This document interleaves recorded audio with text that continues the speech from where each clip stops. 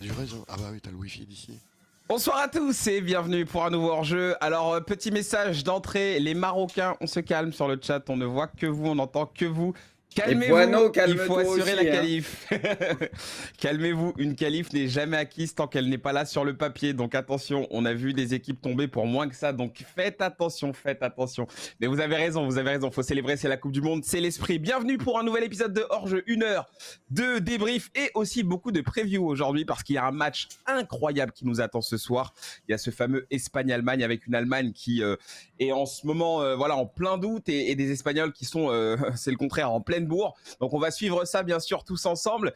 Mais d'abord, on vous présente l'équipe du jour pour cette émission. Vous le voyez, on est plusieurs là, on est beaucoup. Il y a Bruce qui est là déjà qui rigole. Ça va Bruce ? Salut à tous. Là, ce qui me fait rire, c'est de voir les deux en bas à gauche ensemble. Ça, c'est une première aussi en rigole, J'avoue. c'est tranquille. C'est vrai que c'est Au moins, drôle. tout est carré, c'est bien de nous voir ensemble. Mais ça rend bien. En vrai, ça rend pas mal. Zal et Pour Conto une dans fois leur que chambre. la chambre est rangée en plus. Ah ouais. Comment ça va Zal ? Bah ça va et toi? Bah ça va, super bien. Ouais. Merci de prendre des nouvelles. Kanto qui s'est téléporté aussi. Ça va Kanto ? Écoute, ça va beaucoup mieux parce que j'ai proposé à Zal de faire une coloc vu qu'on est les moins bien payés de l'émission. Je me suis dit qu'on allait partager un appartement à deux, quoi. Ça Même laisse le Discord, on le partage. Voilà, on partage absolument tout. Enfin, peut-être pas Oula. tout non plus, mais beaucoup de choses. Bizarre. Voilà. Beaucoup de Bah choses. écoutez, on va faire un petit documentaire sur vous deux. Il y a Scipion aussi qui est là. Dit Pipion maintenant. Comment ça va Pipion ? Bah écoute, ça va nickel. Belle équipe de Five là. Là, je pense qu'on peut aller chercher une belle coupe. À Ah 5. ouais, là, honnêtement, on est rodé. Hein. Qui joue au cage parmi tout le monde là ? À Braque, je t'ai vu faire une parade il y a 1 ou 2 jours. Là. T'as Manuel Neuer. Honnêtement, je pense que c'est toi le gardien attitré. Hein. Je peux en profiter 20 secondes pour raconter une anecdote. Tu sais, moi, je suis pas hoche au foot, hein, Bruce, tu le sais. Et quand je jouais au foot avec mes potes quand j'étais plus jeune, les mecs, à chaque fois quand j'allais au cage, ils me disaient toujours ouais, incroyable, hein, franchement, tu te démerdes trop Pour que tu bien. restes Ça au me va goal. super bien pour que je reste au cage. Bah, ouais, c'était les techniques. Là, t'es trop chaud au goal et tout. J'avais envie de les insulter tous alors que je détestais ça. Bon les amis, désolé, c'était juste pour l'anecdote. On entre dans cette émission avec notre partenaire Winamax. Je vous rappelle le petit bonus de bienvenue que vous retrouvez sur le site winamax.fr. 100 € qui vous sont remboursés en pari gratuit. Voilà, votre premier dépôt vous est remis en pari gratuit jusqu'à 100 €. C'est assez précis. Et bien sûr, vous avez un petit code de bienvenue qu'on vous offre. Ça nous fait plaisir. Le code hors-jeu10, tout simplement, qui vous permet d'avoir un bonus de 10 € supplémentaires sur le site et qui vous permet de vous amuser sur winamax.fr et de ne surtout pas faire n'importe quoi parce qu'on vous rappelle déjà de une que les paris sportifs, je vous ai dit qu'on vous le dirait jusqu'à la fin, sont interdits aux mineurs et surtout qu'il faut jouer en étant responsable, en étant raisonnable aussi. Parce que bah, voilà, les jeux d'argent peuvent conduire à pas mal de choses qu'on n'aime pas trop, des addictions, des dépressions, enfin plein de choses comme ça, des conflits familiaux même, c'est écrit dans le bandeau. Donc voilà, faites bien attention, on compte bien sur vous. On y va, messieurs, on commence tout de suite cette émission par le point bleu. On rentre dans le vif du sujet, le jingle.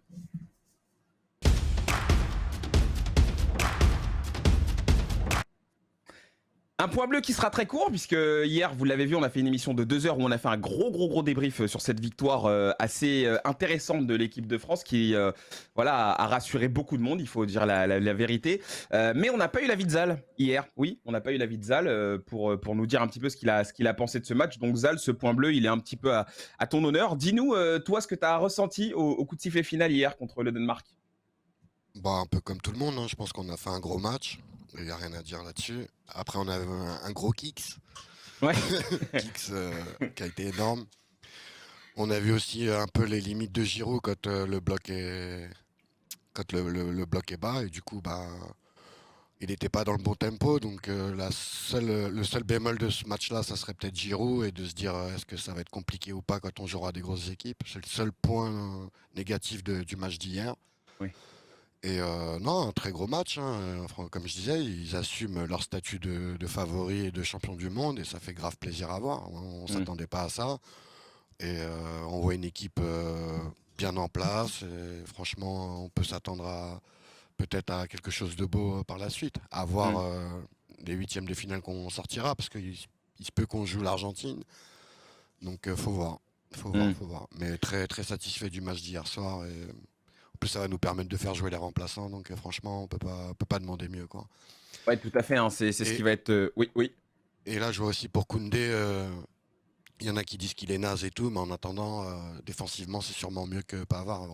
On va pas se mentir, même si il a failli faire quelques boulettes, mais honnêtement, Koundé, ça reste quand même plus sûr qu'un Pavard, quoi. Non, mais On avait ce problème-là du côté droit de Pavard, il l'a fait, il a mis Koundé, il a été pragmatique, il a tout de suite changé ça. Et honnêtement, la défense, si tu regardes sur la première mi-temps, on était plus qu'en place, quoi. Et pourtant, on était bien pressés, hein. Non, tout à fait, je suis assez d'accord avec toi, Zal.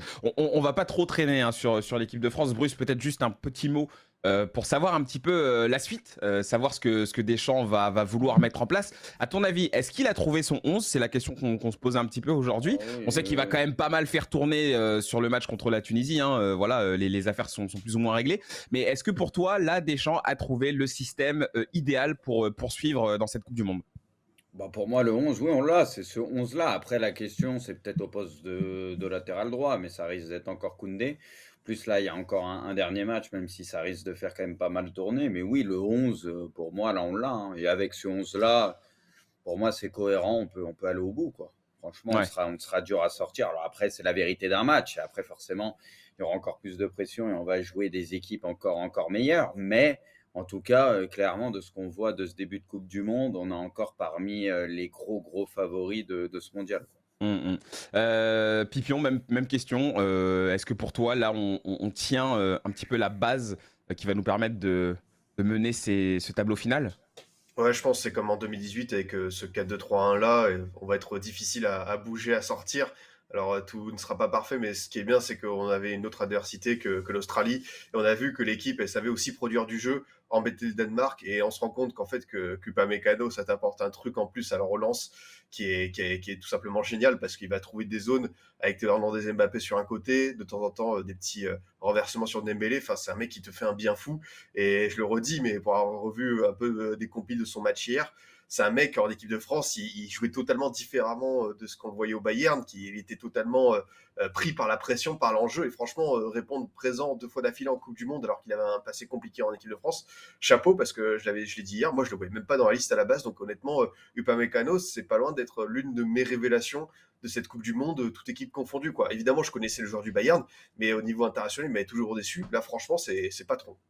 Non, c'est vrai qu'en tout cas, il a l'air d'avoir gagné sa place. Et puis, comme on l'a dit, c'est un joueur qui a quand même du rythme en ce moment. C'est un joueur qui voilà, est plutôt pas mal. Vous l'avez dit, avec le Bayern cette saison, il a quand même pas mal progressé. Donc, on a l'impression d'avoir peut-être trouvé notre charnière pour la suite. Messieurs, on va arrêter le point bleu là parce qu'on a vraiment beaucoup de choses aujourd'hui à condenser dans ces 1 heure d'émission. Et on avance. On va maintenant parler de l'Argentine. On va revenir sur voilà, la victoire. Tu Une parles victoire bien, qui était Braque, extrêmement... Non, mais c'est vrai. Une victoire qui était extrêmement importante pour l'Albi Céleste, avec un but, voilà, il faut le dire, hein, stratosphérique du génie, hein, Messi. Quentin, on commence par toi du coup avec l'Argentine. Est-ce que l'Argentine, ça y est, a réglé ses maux? Est-ce que tu as Non. l'impression que l'Argentine s'est retrouvée, ou est-ce que pour toi, en fait, ça va être finalement très très compliqué? Je parle pas d'une victoire en trompe-l'œil hier, mais en tout cas, voilà, est-ce qu'il n'y a pas encore des choses à régler de ce côté-là? C'est pas qu'il y a encore des choses à régler, c'est qu'il y a tout à régler. Ils ont été dégueulasses hier. Ils marquent sur un exploit individuel de Messi, sur une passe complètement forcée de la part de Di Maria. Parce que Di Maria a compris un truc, c'est que dans ce match-là, tu pouvais jouer pendant 3 heures sans marquer de but. Et que ta seule solution, c'était d'envoyer un ballon avec Messi. Et si tu regardes un peu le ralenti du but, il y a 3 joueurs qui sont entre Di Maria et Messi. Et il force quand même la passe parce qu'il a très bien compris que c'est le seul à pouvoir trouver la clé dans un match comme ça. Ouais. Donc forcément après quand tu mènes 1-0, ça commence un peu à se découvrir du côté du Mexique parce que malheureusement pour eux, Ils avaient déjà fait un match avec un contenu assez pauvre face à la Pologne, où ça s'est terminé par un 0-0. Donc avec un point en étant mené, ils avaient besoin à tout prix d'égaliser pour rester vivants dans cette compétition, ou en tout cas avoir un petit peu plus d'espoir que les espoirs qu'ils ont à l'heure actuelle. Mais le contenu était pauvre, la qualité de jeu n'était pas présente du côté de l'Argentine, les systèmes de passe ne sont pas en place, il n'y a pas de stratégie, il y a pas grand-chose dans cette équipe aujourd'hui. Alors après, il y a de la qualité, tu es capable de débloquer des matchs sur des exploits, mais on a vu que finalement, le faux pas face à l'Arabie Saoudite, c'était pas simplement un faux pas, parce que face au Mexique, ça a été très compliqué, face à un Mexique qui pourtant, en termes de qualité, n'était pas non plus dinguissime. On en attendait mieux de l'Argentine, on en attendait mieux aussi du Mexique. Et j'ai envie de dire, bah, c'est peut-être la poule qui aujourd'hui propose le jeu le plus pauvre au global. Cette équipe d'Arabie Saoudite est séduisante. Mais ouais, non, de ce qu'on voit dans cette poule, c'est pas incroyable au global. Donc non, il y a beaucoup, beaucoup, beaucoup, beaucoup de choses à corriger du côté de l'Argentine. La victoire 2-0, c'est presque un trompe-l'œil, j'ai envie de te dire. C'était le mot. Donc voilà, tu as le but de Messi, après tu as le but d'Enzo qui met une superbe frappe. Donc c'est deux exploits individuels, j'ai envie de te dire. Mais collectivement parlant, ça reste très compliqué. Donc il va falloir progresser pour une équipe comme l'Argentine qui, on le rappelle, avant l'Euro, avant le début de la Coupe du Monde, Ouais. faisait partie des trois gros favoris avec peut-être le Brésil et l'équipe de France. Aujourd'hui, qui a envie de mettre encore l'Argentine parmi les gros favoris? Je pense qu'il n'y en a pas beaucoup, même si on a tous conscience qu'il y a beaucoup de qualité dans cet effectif et qu'il y a toujours un Messi qui, à chaque match, peut te sortir des exploits. On est tous d'accord avec ça, mais la qualité de jeu, non. Aujourd'hui, plus personne ne pense à l'Argentine en tant que favori. Alors, moi, je ne sais pas si vous l'avez vu passer, mais apparemment, hier, sur sa frappe, Messi, il avait, je ne sais pas si c'est vrai, hein, ça vaut ce que ça vaut, mais apparemment, il avait 2% de chance de marquer sur cette tentative. Si, Bon, ça, bah, c'est leur stat à la Ouais, course. ça a ça, fini c'est- par rentrer, Après- voilà, c'est ce que après- j'ai vu passer. Après, mais avec bon. Messi, tu es toujours proche du 60%. Il n'y a jamais de 2% Ouais, avec non, lui. mais- Non, mais Non, mais Bruce, ça il en rajoute dépend- un peu avec ça dépend 60%, du mais joueur, 2%. On parle de Messi qui, il a quoi? Il a 25 mètres de sa frappe. Messi a 25 Après, mètres, elle est il est dure, il y a pressé du par monde personne. devant. Non, mais il a du Elle monde. est Mais dure. attends, on parle Elle est de dure. Léo Messi. Léo Messi 2%. Oui. Non, je suis pas d'accord. C'est beaucoup En trop. fait, ce qui est fort, et là où je rejoins Kanto, c'est que pour le coup, il y a une passe qui est très appuyée et dès sa prise de balle, il y va sait pour ce qu'il veut tirer. faire. Il a Il sait déjà ce qu'il veut pris faire. sa décision tout de suite Ouais. et il se la met parfaitement pour enchaîner, ce qui sait que c'est un match de merde et que c'est limite l'une des rares chances qu'il a peut-être de marquer dans ce match, vu que c'était à 50 derrière le Mexique et tout. Et voilà, il a tenté ça et ça a fonctionné. Donc il les sauve.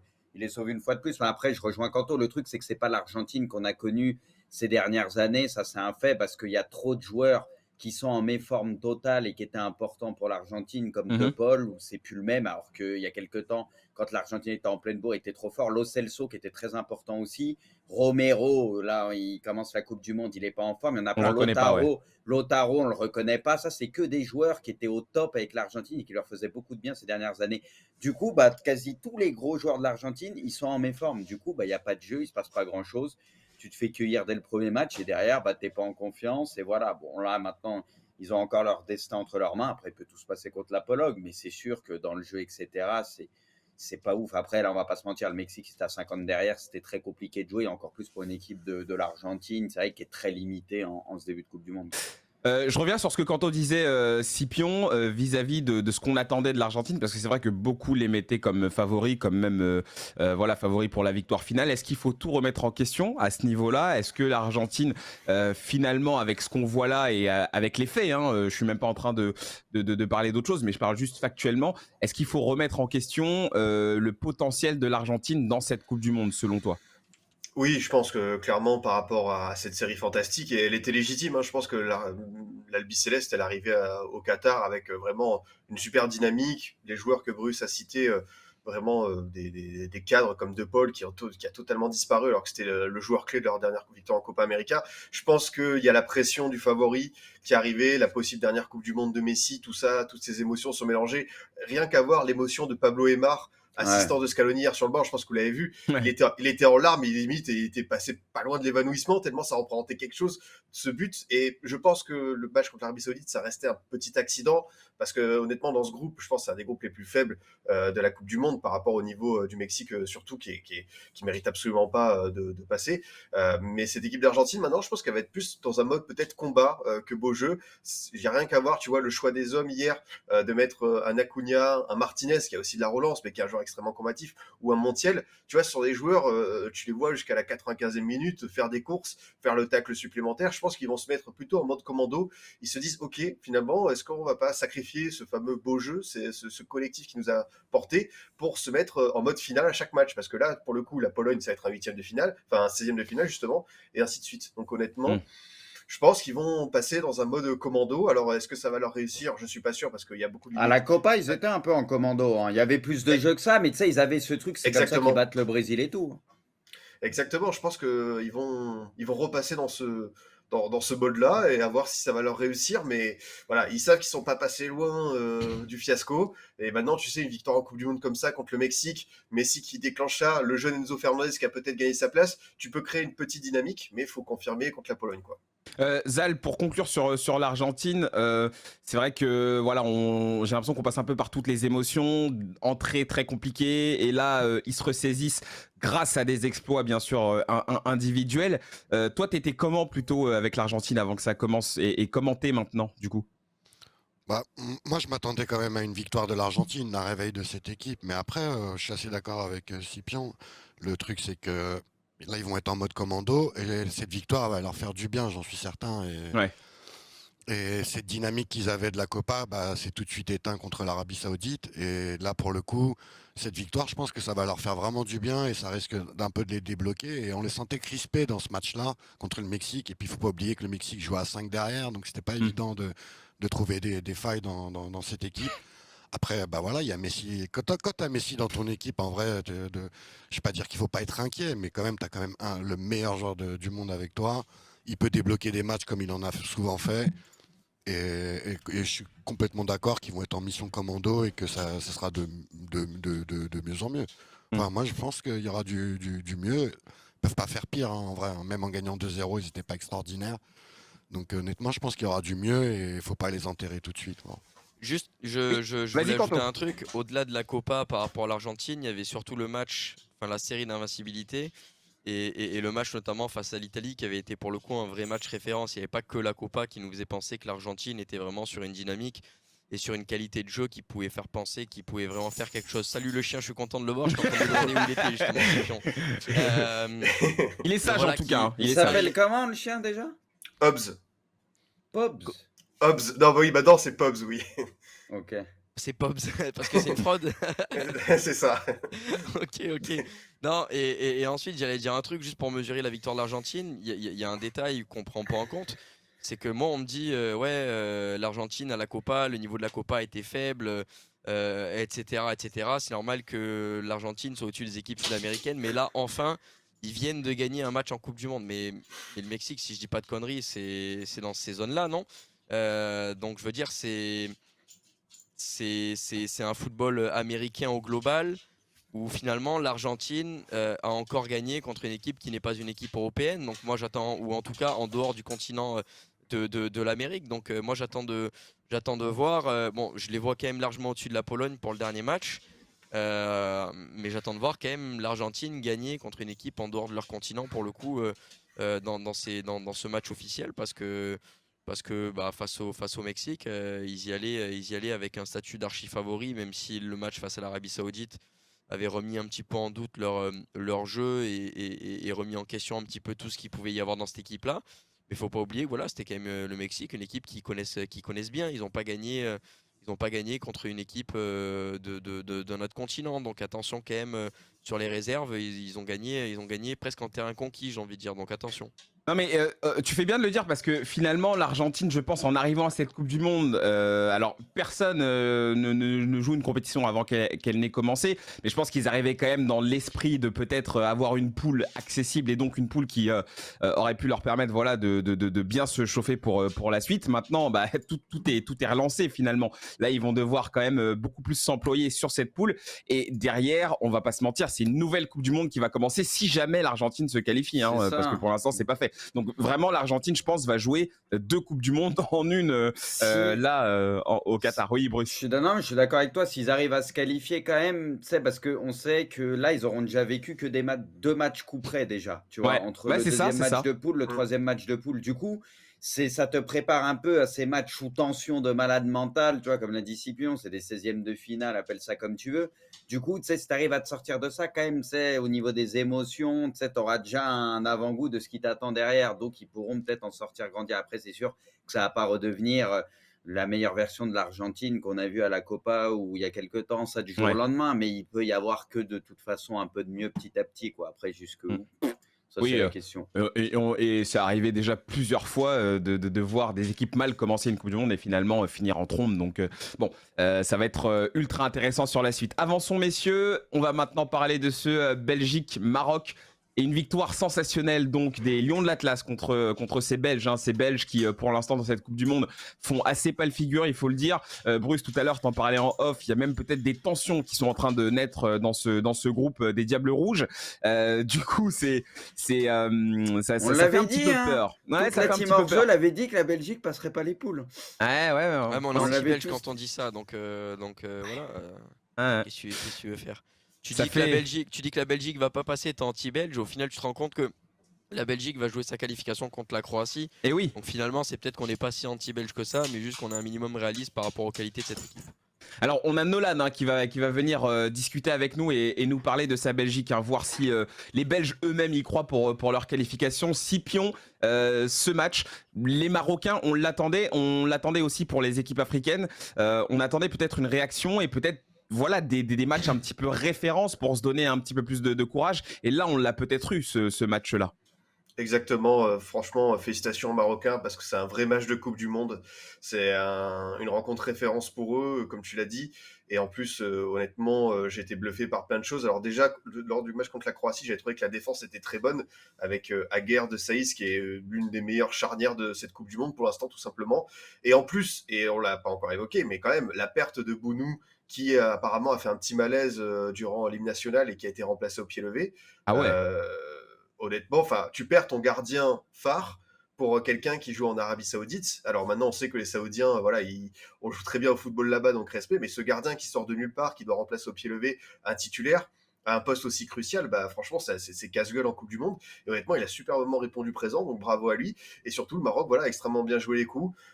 Tu marques ce premier but juste avant la mi-temps, refusé pour hors-jeu passif de Saïs. Bah, les émotions, tu vois, auraient pu passer devant, t'aurais pu avoir de la frustration, tout ça. Non, t'es resté franchement concentré dans ton match. Tu sentais qu'il y avait une vraie montée en puissance, l'occasion de Bouffal, Ziyech qui était excellent, et puis ce superbe coup franc joué vraiment avec de la malice, comme on aime, et Courtois puni après ce second but dans le temps additionnel qui vient récompenser une victoire, voilà, qui est franchement géniale. Et voilà, le Maroc peut avancer. Et franchement, quand tu vois ce parcours-là, tu te dis le huitième, alors je vais faire plaisir à Poineau, mais honnêtement, c'est l'équipe qui peut embêter beaucoup de monde. En fait, ça me rappelle un peu l'Équateur, quoi. C'est Ça l'équipe qui croise arrive. avec Allemagne-Espagne, non? Enfin, le groupe Exactement. C'est ça? Ok. Exactement. Et franchement, je suis content de voir. En plus, enfin, ils ont pris aucun but contre le finaliste et le dernier troisième de la dernière Coupe du Monde. Tu vois, c'est assez, Ouais.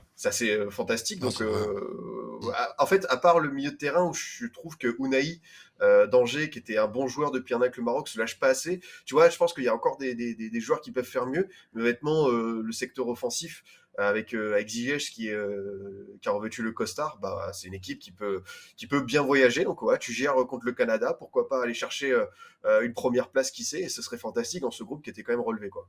La Belgique, du coup, c'est vrai, on l'a vu entrer très compliqué contre le Canada, mais finalement, victoire peut-être à l'expérience. Là, donc, défaite contre le Maroc. Est-ce que pour toi, ça confirme un petit peu tout ce qu'on pensait de la Belgique avant que cette compétition commence, avec ce groupe un petit peu vieillissant, ce groupe qui arrive en fin de cycle? Est-ce que pour toi, là, la Belgique est peut-être en train de perdre sa Coupe du Monde, quoi, tout Ouais, simplement? clairement. Mais on avait cette crainte qu'ils étaient en fin de cycle, hein, qu'ils avaient raté le coche, clairement, avec cette génération-là. Et là, ça se confirme, hein. Après, il reste encore un match, hein. Rien n'est fini, mais franchement, là, c'est très flagrant. Même le premier match contre le Canada, ils s'en sortent très, très, très bien. Sachant que le Canada, ils avaient fait un match assez correct pour leur entrée. Et tout se confirme. Pour moi, je pense qu'ils vont pas se qualifier, comme on l'avait dit dans nos prédictions. Et ça risque de rentrer à la maison. tout simplement. Vous êtes d'accord avec ça, Mais par Kanto et contre- Bruce? Oui, Par Zol. contre, je reviens sur le truc où Bruce il disait ça croise avec l'Espagne et l'Allemagne. Je crois pas que l'Allemagne ils seront là en Non, huitième. mais quand je disais ça, c'était le groupe de l'Espagne et de l'Allemagne. Ouais, J'ai voilà, pas ok. dit, oui. Je vois mal l'Allemagne se sortir de ce Bah, pétrin. l'Allemagne, le résultat qu'il y a eu ce matin les arrange de fou. Ce qu'ils peuvent Oui, c'est faire vrai, contre hein. l'Espagne et quand même se qualifier. Donc en vrai, moi je Ouais, pense c'est que vrai, ça les c'est a vrai. sauvés. Maintenant, je les vois se qualifier alors mais perso, ce que je voyais pas le Japon perdre, tu vois, je voyais au moins un nul tout à l'heure. Donc en vrai, ils ont quand même pas mal de réussite, je pense, les Allemands, là. Kanto et Bruce, donc du coup, je vous pose la question parce que pour la Belgique, ça reste une équipe tout de même assez importante, hein, une équipe européenne qui est là, qui a mine de rien pas mal d'expérience. Kanto, est-ce que là, la Belgique a peut-être manqué le coche pour la suite? Manquer le coche pour la suite, ça fait un petit moment qu'on a l'impression qu'ils vont manquer le coche. Donc est-ce que c'est vraiment manquer le coche quand tu le vois arriver? C'est la question que j'ai envie de te poser. Non, ben, la Belgique, écoute, c'est les résultats de tout ce de tout ce qui sort un petit peu en conférence de presse, j'ai envie de te dire. L'entente dans l'équipe n'a pas l'air au mieux. L'équipe est vieillissante. On sait que défensivement, c'est vraiment pas dingo parce que c'est une défense qui est ultra vieillissante. T'as des latéraux qui font pas partie des meilleurs pistons au monde. Je pense surtout côté droit, Thomas Meunier qui est un bon joueur, mais c'est pas non plus classe internationale. T'as une attaque où, ben, comme je l'ai dit, t'as plusieurs joueurs qui sont vieillissants, avec Eden Hazard, avec Dries Mertens, avec Lukaku qui est blessé. Donc voilà, tu te retrouves avec Michy Batshuayi en pointe. Il faut aussi relativiser par rapport à la Belgique. On sait que ils ont une génération qui est absolument dingue. Il y a des noms, mais voilà, c'est des noms qui sont vieillissants. Et quand tu regardes aujourd'hui le 11 de départ de la Belgique, je me dis pas que c'est une des meilleures nations du monde. Il y a beaucoup de joueurs qui sont des joueurs à qualité moyenne aujourd'hui. Et du coup, bah, forcément, c'est un résultat qui est pas étonnant. C'est là où en fait j'ai envie de féliciter les Marocains parce que là où moi, il y a quelques jours, je reprochais aux équipes, aux équipes africaines de trop respecter leurs adversaires, de jouer avec trop de crainte plutôt que d'essayer de jouer leur jeu. Et c'est ce qui faisait que finalement, bah, il n'y avait pas eu de but pour les équipes africaines avant le match du Ghana. Bah là, le Maroc a fait tout l'inverse. Ils ont joué face à la Belgique. Peut-être que face à la Croatie, le bilan n'avait pas été dingo, mais ça reste quand même un 0-0, un match nul face aux vice-champions du monde. Ouais, ils avaient Et là, été ils ont- pas mal, hein. Ouais, Quand Non, ils jouaient oui, contre la non, mais Croatie. ils avaient été pas mal, mais c'est pas le meilleur match, je pense, de la sélection Non. marocaine depuis un moment. Après, tu fais 0-0 contre la Croatie, c'est un top résultat. Ils savaient qu'ils avaient un coup à jouer contre la Belgique, bah, ils leur sont rentrés dedans. La Belgique a eu un temps fort où à un moment ils ont dominé, mais c'était quand même quelque chose d'assez stérile. Il n'y a pas eu des occasions qui étaient dingos du côté de la Belgique. Et d'un coup, ben, le Maroc a décidé d'accélérer. Le Maroc a bien frappé ses coups de pied arrêtés sur tout ça. Parce que si tu regardes le but de Bouffal, si tu regardes le coup franc de Ziyech, bah, finalement, c'est surtout sur des situations comme ça qu'ils ont mis en difficulté. Le Maroc n'a pas eu peur de ne pas respecter la Belgique. Mais quand je dis de ne pas respecter la Belgique, c'est dans le sens n'a pas eu peur de les affronter. Et ils n'ont pas eu envie de faire que défendre et de rien proposer finalement. Pour jouer un dernier match contre le Canada où ils auraient essayé de se qualifier. Donc voilà, big bravo au Maroc. Et je le répète encore une fois, pour la Belgique, je suis pas étonné. Le vestiaire se rentre dedans. De Bruyne va dire que ses coéquipiers sont un petit peu vieux dans le secteur défensif. Là, c'est Vertonghen qui lui renvoie une boîte. Voilà, on suit peut-être moins ce qui se passe à l'intérieur de l'équipe belge parce que nous, on suit les journaux principalement français. Et on sait que les journaux français aujourd'hui foutent un peu la merde, notamment à travers Karim Benzema et par rapport à l'entente de l'équipe. Mais j'imagine que c'est pareil probablement du côté de la Belgique. Et non, c'est vraiment pas une surprise. Donc, est-ce qu'ils ont raté le coche à mon sens? Non, ils ont pas raté le coche. Moi, j'en attendais pas grand-chose. Après, ils sont pas éliminés, hein. Ils sont pas éliminés. Ils ont un match face à la Croatie qui est décisif, mais on verra. Voilà, wait and see. Bruce, comment tu sens ces Marocains, toi? Est-ce que pour toi, le Maroc bah voilà, a gagné sa qualif hein, pour la suite? Est-ce que les Marocains maintenant, avec ce qu'on a vu aussi hein, du premier match, hein, c'est vrai que tout à l'heure, je sais pas si c'est Kanto qui le Pardon. disait, mais Excusez-moi, je corrige de suite. Excuse-moi, Braque, c'est Sabiri non, qui tire le t'inquiète. coup franc, pas Bouffal, hein, excusez-moi. Je sais pas si c'est Kanto qui le disait tout à l'heure, mais c'est vrai que on avait vu quand même des choses intéressantes du Maroc, notamment techniquement. On sent que c'est une équipe qui a du ballon et tout. Enfin, après, il y a beaucoup de choses que tu peux améliorer, mais on avait quand même vu une équipe du Maroc très intéressante sur le premier match contre la Croatie. Là, on le voit, une victoire qui a été cherchée avec le cœur. On l'a senti. Est-ce que pour toi, le Maroc là, c'est l'une des équipes africaines qui vraiment a un coup à jouer là dans cette Coupe du Monde? Est-ce qu'ils ont assuré leur qualif là pour toi? Bah, en fait, là, c'est ce qui peut faire faire la différence, comme l'a dit Scipion, déjà tu peux t'appuyer sur une très bonne charnière pour le moment. Donc déjà, ça, on sait, c'est une des conditions pour faire au minimum un bon petit parcours en CDM. Sans ça, t'es mort. Ouais. Il y a l'état d'esprit. Quand tu vois aussi, on le voit, ils sont conquérants, ils se battent, etc. Et tu ressens, par exemple, parce que là, ils les ont joués, tu ressens beaucoup moins ça chez les Belges, peut-être en ce début de Coupe du Monde, qui se Ouais. cherchent. Et t'as pas cet esprit combatif que tu retrouves chez les Marocains, par exemple, tu vois. Donc ça, déjà, c'était à mettre à leur crédit, même si peut-être qu'offensivement, tu vois, il y avait certaines limites contre la Croatie, mais au moins, tu voyais qu'ils étaient en place et qu'il y avait cette solidarité, tu vois, que tu vois pas du tout, par exemple, chez les Belges.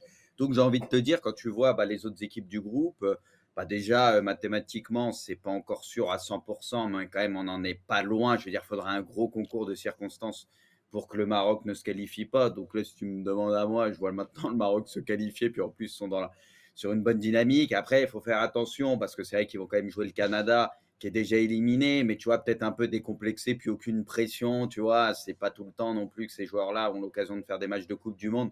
Donc on sait jamais, tu vois, ça peut être des matchs un peu traite, mais logiquement, le Maroc doit se qualifier, il mériterait de se qualifier. Et après, comme l'a dit Kanto, c'est vrai que la Belgique, on a déjà cette impression qu'ils sont dehors tellement leur début de Coupe du Ouais. Monde est catastrophique. Mm. Et moi, je vous le disais tout à l'heure, j'avais l'impression qu'ils n'avaient même pas battu le Canada. On en reparlait, je ne sais pas pourquoi, dans ma tête, il y avait eu Ouais. match nul tellement ils n'avaient pas été bons et ils ne méritaient pas déjà la victoire au premier match. Mm. Mais ils sont encore en vie, mais comme l'a dit Kanto, c'est une catastrophe absolue, parce que tu as l'impression que ce groupe n'y croit pas du tout déjà dès le début, depuis le début. Et en plus de ça, tu sens que l'ambiance est vraiment pas folle. Donc, ça fait beaucoup pour renverser une situation où tu vas jouer face à des Croates qui ont été quand même en difficulté tout à l'heure et qui ont su, par contre, eux, au mental, renverser la situation. On le sent que les Marocains ont aussi ce truc mental et tout, que la Belgique n'a pas du tout, quoi. Donc, c'est vrai que ça va pas dans leur sens et tu les vois pas trop se qualifier, quoi.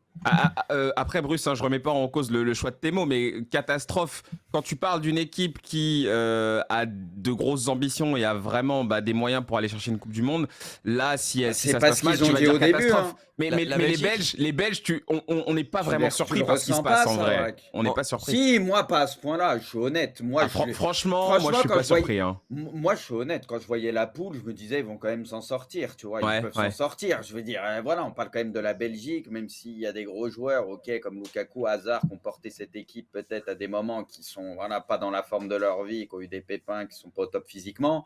Mais tu sens même l'entendre tout ça. Je veux dire, on parle quand même de la Belgique. C'est pas comme si, à la base, si tu regardes l'effectif, c'est la pire nation de cette Coupe du Monde.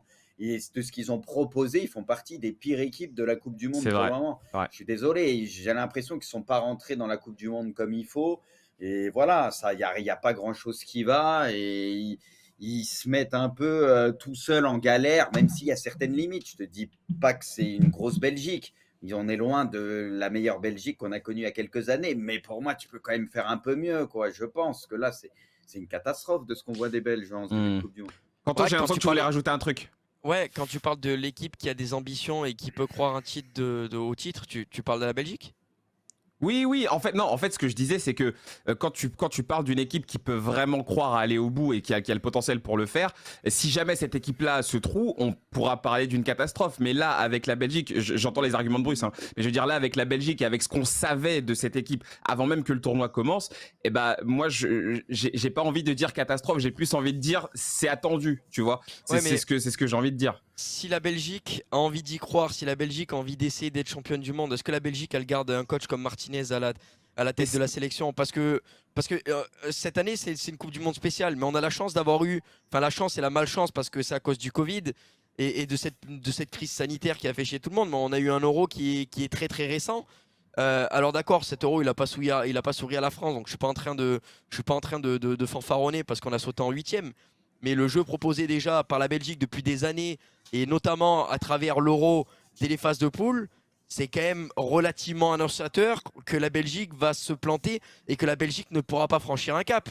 C'est comme le Portugal. Aujourd'hui, la Belgique et le Portugal, les deux entraîneurs ont un matos qui est quand même plutôt intéressant. Tu peux Et les rajouter deux te font de la l'Angleterre merde en aussi. bouillie Hein. depuis des années. Tu C'est peux des rajouter sélectionneurs qui sont cata.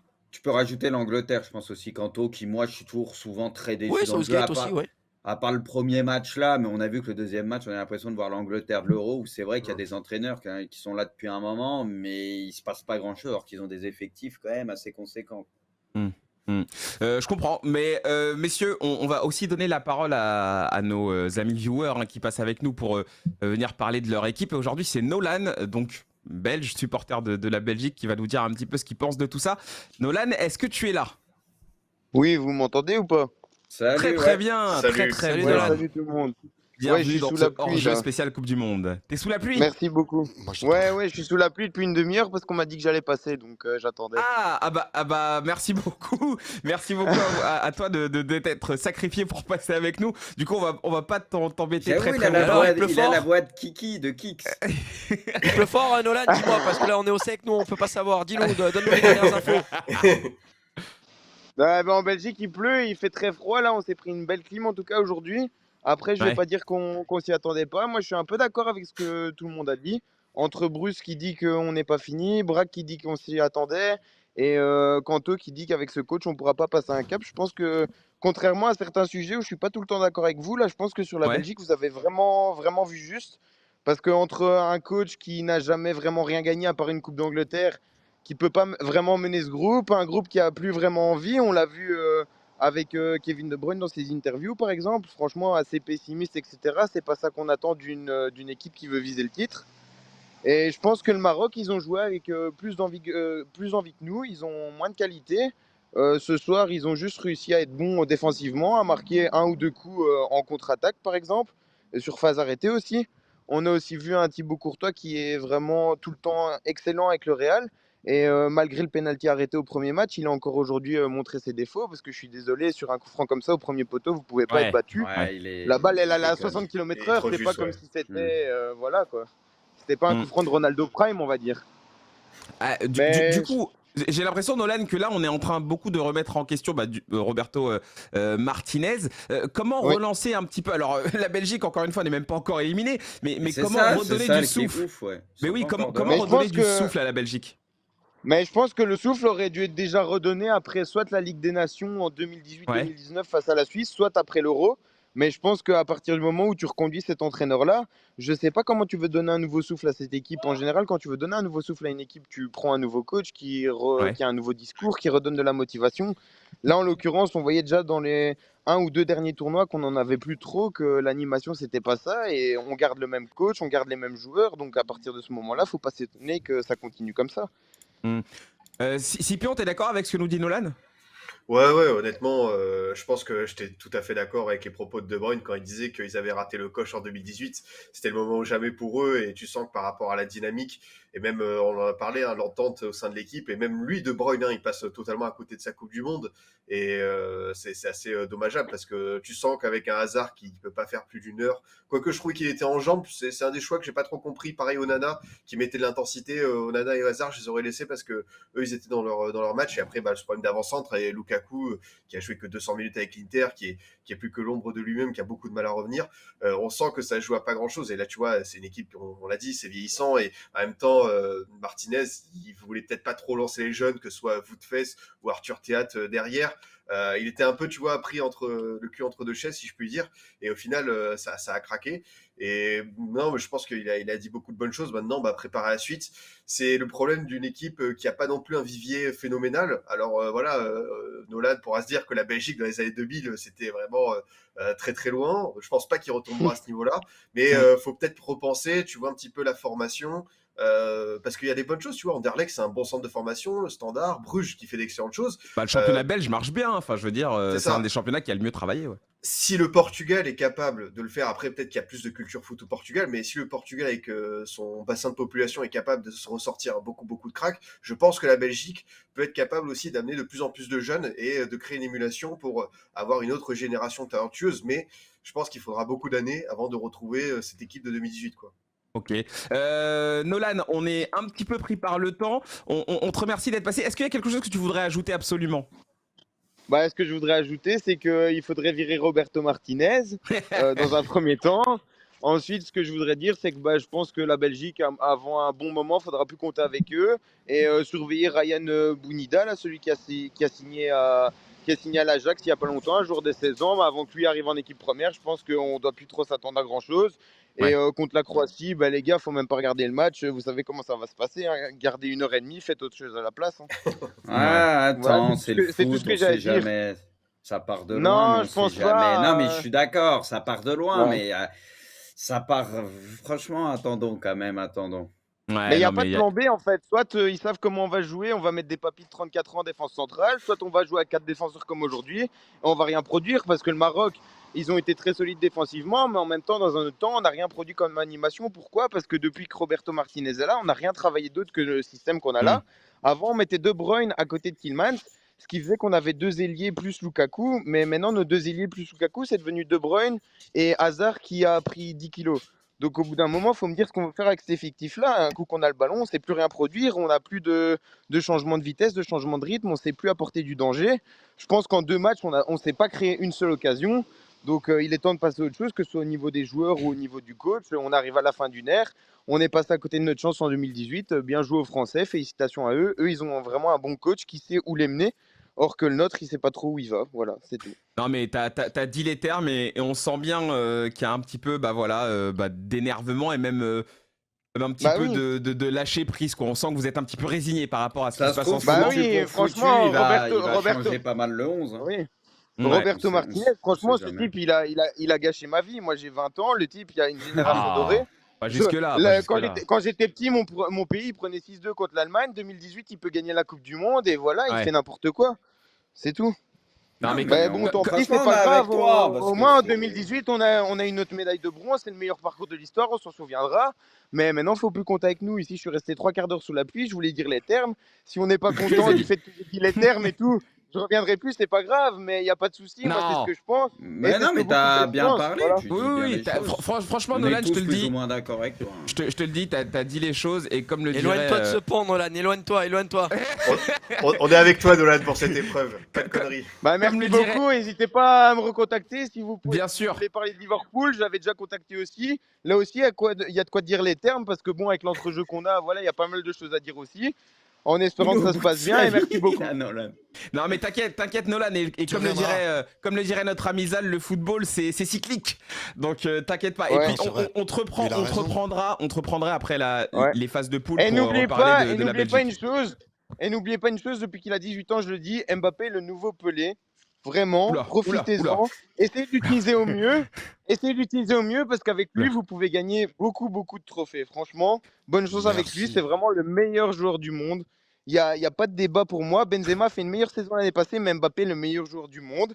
Vous verrez que la France gagnera beaucoup de choses ces prochaines années. Vous Après, on verrez. a une grosse équipe, surtout, c'est aussi ça. En plus, comme Un tu dis, gros de Mbappé, vivier, c'est oui, mais surtout vous avez qu'on a le Mbappé, banc, les gars, il faut joueurs, qu'on coupe. on est fort. J'ai jamais vu un mec autant indéfendable depuis Pelé. J'ai que ça à dire, franchement. Bon. Non, mais Il est trop fort. en tout cas, tu l'as dit.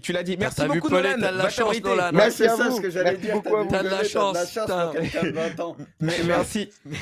Laissez-le, Abrite-toi laissez-le bien tranquille. et on te rappelle très vite pour continuer à parler de la Belgique. Messieurs, attention, Ciao, dans Nolan. 15 minutes, Ciao. dans 15 minutes, c'est le match qu'on attend, ce Espagne-Allemagne hein, dont on va dire pas mal de choses. Juste avant, je voulais quand même qu'on ait un petit mot, on va essayer de prendre le temps de tout faire, mais un petit mot pour les autres matchs du jour, hein, pour ne laisser personne sur le carreau. Il y avait quand même ce Canada-Croatie, il y avait aussi ce Japon-Costa Rica. Bruce, Aïe, est-ce aïe, que aïe. tu veux nous faire un petit topo sur ce Canada-Croatie que tu as pu suivre? Canada-Croatie. Victoire à l'expérience, j'ai l'impression, de la Croatie. Oui, c'est ça. Bah, c'est à l'expérience. C'est un début de match qui est pas simple parce que tu prends un but d'entrée. Donc voilà, ça peut être bourbier, surtout que le Canada, pour le coup, c'est un peu dommage parce que ça fait partie des équipes qui sont déjà éliminées, mais pour le coup, qui auraient peut-être mérité en tout cas de jouer le coup à fond jusqu'au dernier match parce qu'ils ont proposé des choses. Ils n'ont pas été bien payés lors du premier match contre la Belgique. Là, honnêtement, c'était pas mal, mais après, c'est la Croatie, tu vois. Même eux, on a l'impression, ça fait un peu comme le Danemark, tu vois, ces équipes un peu outsiders qu'on ne sent pas hyper bien peut-être en ce début de Coupe du Monde, mais il faut quand même toujours se méfier, tu vois. Il y a quand même beaucoup de joueurs d'expérience, on l'a vu, ils ont su accélérer en fin de mi-temps, et puis après, tuer le match quand il fallait. Donc voilà, c'est les Croates. Il y a quand même de la qualité, même si tu n'as pas l'impression que c'est une immense Croatie. C'est des équipes à jamais sous-estimer. Là, j'ai vraiment l'impression que pour le coup, c'est l'expérience qui fait la différence sur ce match, quoi. Voilà, avec des mecs qui connaissent ça par cœur et des joueurs en face, pour beaucoup, qui découvrent aussi ça. Et c'est ce qui fait aussi la diff, quoi. Mais en tout cas, le Canada, bonne petite équipe, en tout cas, qui sort C'est ça. avec les honneurs et qu'on va aimer suivre parce que voilà, c'est une équipe qui a proposé du jeu. Il leur reste encore un match, mais on parle de leur élimination et du coup, hâte de voir comment ça va évoluer sur les années à venir parce que bon, tu as l'impression que ça peut donner quelque chose de sympa. Non mais on l'a vu, le Canada, c'est vrai que c'est une équipe qui a des aptitudes athlétiques assez impressionnantes, hein, ça court extrêmement vite. Après, on sent que le Canada a quand même besoin encore de progresser, notamment dans le jeu, hein, ce qui fait tout, ce qui est la base de ce sport. Donc on imagine que le Canada est peut-être sur la bonne voie pour nous proposer encore mieux sur les compétitions à venir. Donc bah, écoutez, on a été content de les voir dans cette Coupe du Monde. Scipion, un mot aussi sur ce Japon-Costa Rica, match où le Japon bah voilà, c'est un petit peu fait piéger, hein, j'ai envie de dire, à l'ancienne. Victoire du Costa Rica qui avait aussi très très mal commencé, on s'en souvient. Ça va être aussi compliqué, hein, pour ces équipes-là finalement. Ouais, on peut avoir ce soir un groupe où tout le monde est à 3 points, une Ouais. dernière journée fantastique. Après, le Japon, franchement, c'est tirer une petite balle dans le pied parce que ils avaient réussi le plus dur et j'ai pas compris. Autant Moriyasu avait su réajuster tactiquement son équipe contre l'Allemagne, autant je trouve que sa compo de départ, et peut-être que Kanto, qui suit bien cette équipe, pourra le confirmer, j'ai Ouais. pas compris. Je trouve que c'était vraiment problématique. Il a même fait tourner, j'ai l'impression, alors que bon, justement, c'était là où il fallait appuyer, faire mal à cette équipe du Costa Rica qui, moi, je trouve qu'avait encore un peu la tête sous l'eau au début du match. Et puis finalement, petit à petit, voyant que le Japon, même avec ses entrants, fait pas la différence, bah oui, ils ont pris confiance. Et alors oui, c'est un braquage, mais honnêtement, je trouve que le Japon a vraiment mal joué le coup. Et franchement, ils peuvent le regretter énormément à la fin. Peut-être que cette victoire contre l'Allemagne sera sans lendemain, et ce serait extrêmement regrettable parce que ils avaient fait une deuxième mi-temps géniale. Mais là, pour le coup, ouais, le Japon m'a beaucoup déçu ce matin. Qu'est-ce que tu veux nous dire sur les Japonais, Kanto ?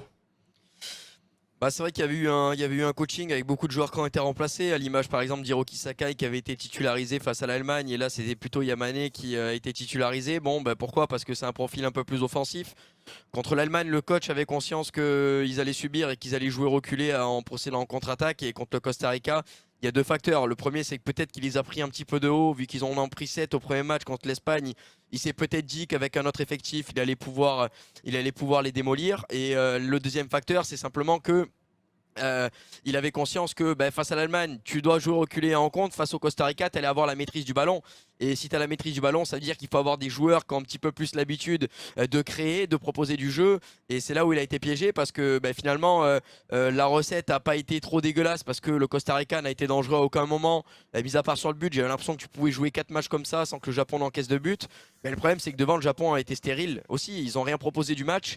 Ça a été assez catastrophique. Il y a eu de bons coups à jouer. Les coups francs, notamment à l'entrée de la surface de réparation, quasiment tous étaient tirés dans le mur ou au-dessus. Ça a été très laborieux côté Costa Rica, hein. La victoire, c'est pareil, hein. C'est une très petite victoire du Costa Rica. Après, pour un pays comme le Costa Rica, gagner en Coupe du Monde, c'est une très belle chose.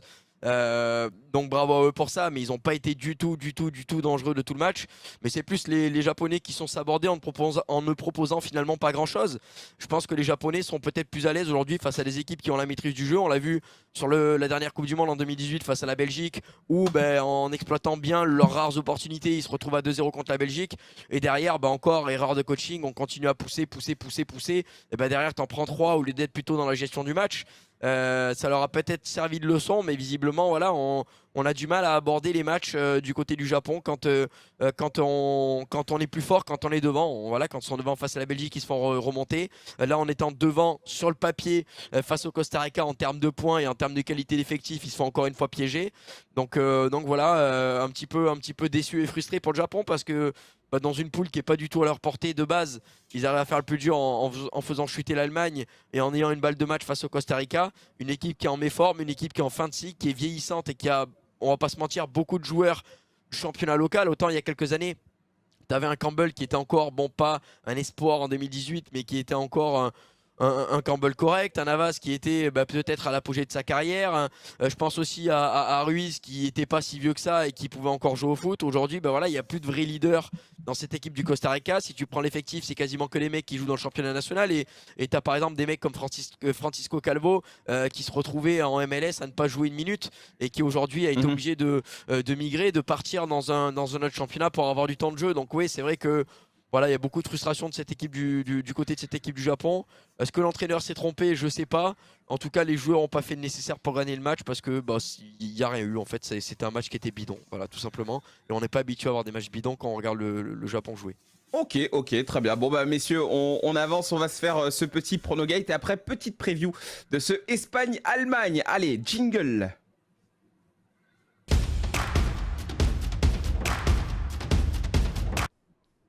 Allez, ce classement qui a très certainement bougé. Oh, j'adore le plan avec Kanto et Zal.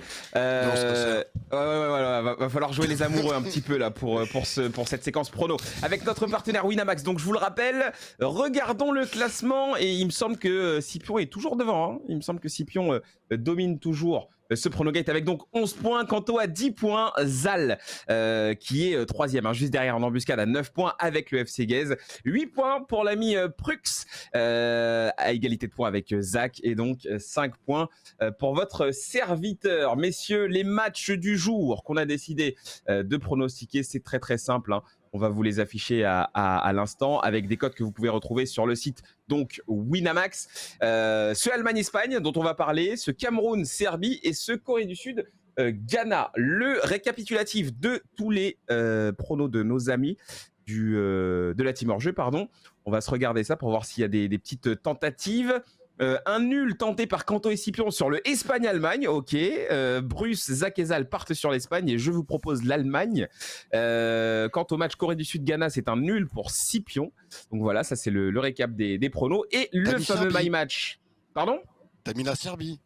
Non, j'ai pas. J'ai mis le Cameroun. T'as Hein. dit que t'as mis le Cameroun tout à l'heure. Oui, j'ai mis le Cameroun. Hein. Pour ça qu'il y a toujours des erreurs hein, sur le classement, on comprend.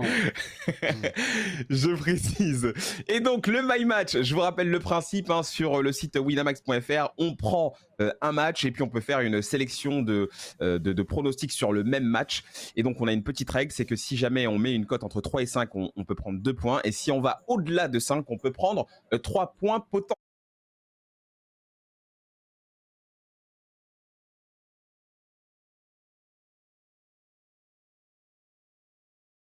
My Match a plus de 5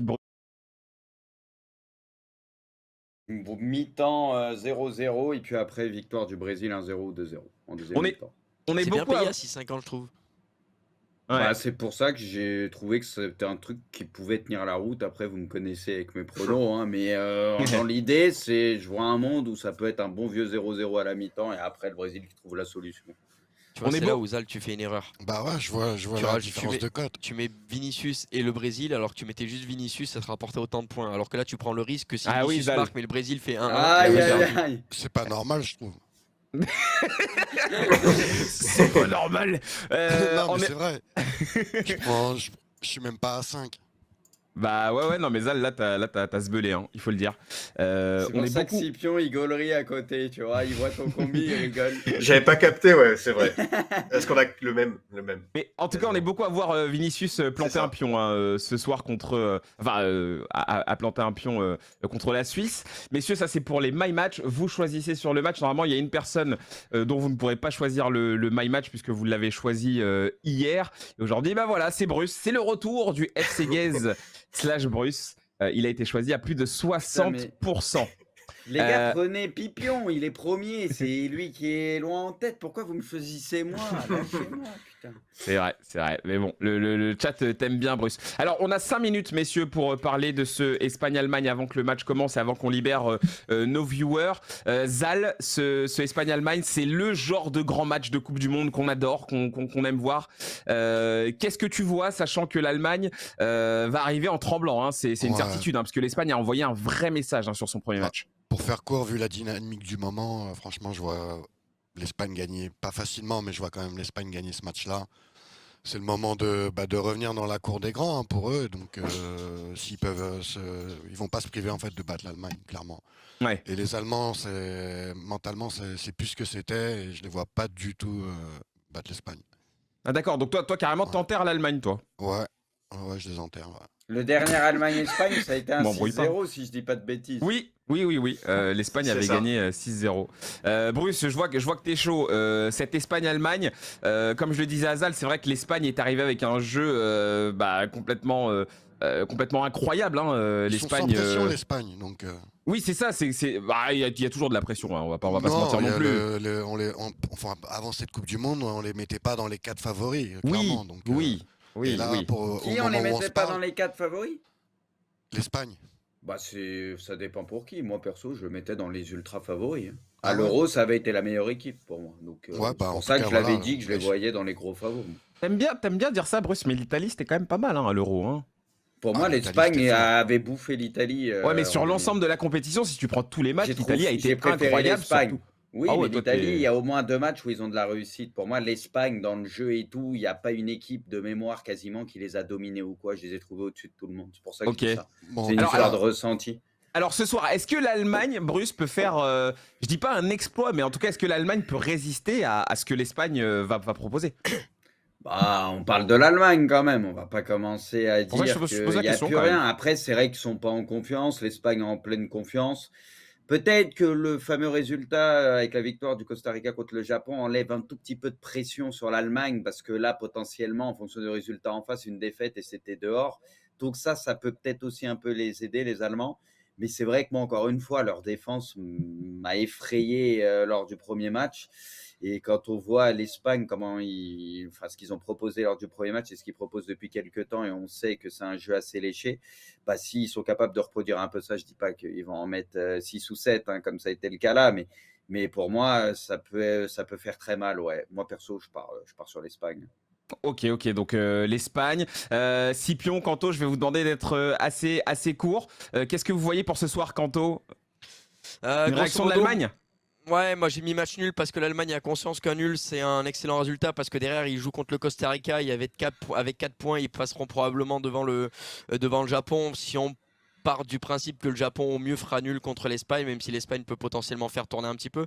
Mais ouais, non, un match nul de l'Allemagne. Après la question c'est est-ce qu'ils vont arriver à accrocher un nul? J'en suis même pas sûr avec leur défense qui est cata. Ouais. Du coup on verra. Mais en tout cas je pense que l'Allemagne, la mission ce soir c'est de ramener un nul. Ok, très bien, c'est noté. Scipion, même question. Je pense que le passage avec un milieu à 3 et en mettant Goretzka en plus de Gundogan, Kimmich va être très intéressant. La bataille avec Gavi, Busquets, Pedri, ça va être vraiment pour moi l'enjeu clé. Ouais. Je pense que l'Allemagne se contentera aussi d'un nul parce qu'ils savent que derrière, contre le Costa Rica, ça peut le faire. Donc voilà, mais pour moi, je m'attends peut-être à un match un peu spectaculaire comme l'Espagne-Portugal 3-3 d'il y a 4 ans. Ouais, j'ai l'impression aussi, en tout cas, qu'on On signe, hein. va bien se régaler. On a deux styles qui vont s'opposer, une équipe qui va très bien dans la tête et une autre qui doit un petit peu se retrouver. On vous laisse aller regarder ça. Et d'ailleurs, si jamais vous voulez le regarder et que vous n'avez pas les moyens de le voir, par exemple, à la télé, je vous propose d'aller le voir sur la Winamax TV, tout simplement, parce que le match sera commenté par Stéphane Guy et Mohamed Eni. Vous connaissez le chemin, tout simplement, la Winamax TV. Et vous pouvez regarder ça avec eux. Je pense que ça va être de bonnes petites barres à se taper. Merci à tous, merci de nous avoir suivis. Encore une fois, on rappelle que les jeux d'argent sont interdits aux mineurs et qu'il faut jouer de manière raisonnable. Merci la team, merci Zal, merci Kanto, merci Bruce, merci Scipion. Merci les gars. Salut. Très bonne soirée, bon Ciao, match ciao. à tous, c'était en jeu. Bon match. Ah, Et à et demain. écoutez-moi Oui. ce soir, et ce soir je suis sur RMC de minuit à 1h, donc ne dormez pas, écoutez-moi Ah oui, c'est sur vrai. RMC à la radio. Kanto Voilà. va faire de la radio ce soir. Envoyez-moi du soutien, envoyez-moi du soutien. On sera avec toi Clark. Salut à tous, merci. Ciao, ciao. Ciao. ciao.